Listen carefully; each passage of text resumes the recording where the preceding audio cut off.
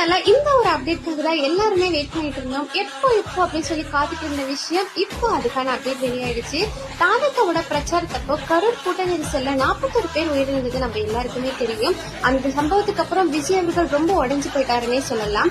அதுக்கான நிவாரணம் வழங்கினாரு. அதுக்கு மட்டும் இல்லாம சென்னையில அவங்க எல்லாத்தையுமே கூப்பிட்டு ஆறுதலும் சொன்னாங்க.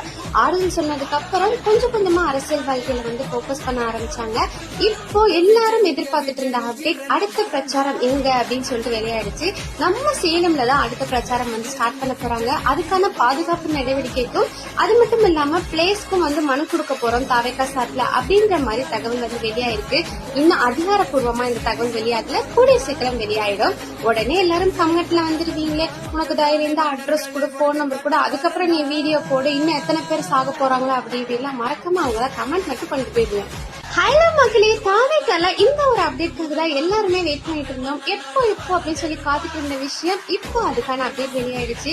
தாவேக்காவோட பிரச்சாரத்தப்போ கரூர் கூட்ட நெரிசல்ல 41 பேர் உயிரிழந்தது நம்ம எல்லாருக்குமே தெரியும். அந்த சம்பவத்துக்கு அப்புறம் விஜய் அவர்கள் ரொம்ப உடைஞ்சு போயிட்டாருன்னே சொல்லலாம். அதுக்கான நிவாரணம் வழங்கினாரு. அதுக்கு மட்டும் இல்லாம சென்னையில அவங்க எல்லாத்தையுமே கூப்பிட்டு ஆறுதலும் சொன்னாங்க.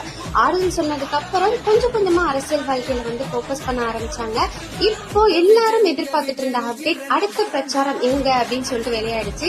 நம்ம சேலம்ல தான் அடுத்த பிரச்சாரம் வந்து ஸ்டார்ட் பண்ண போறாங்க. அதுக்கான பாதுகாப்பு நடவடிக்கைக்கும் அது மட்டும் இல்லாம பிளேஸ்க்கும் வந்து மனு கொடுக்க போறோம் தாவேக்கா சார்பில் அப்படின்ற மாதிரி தகவல் வந்து வெளியாயிருக்கு.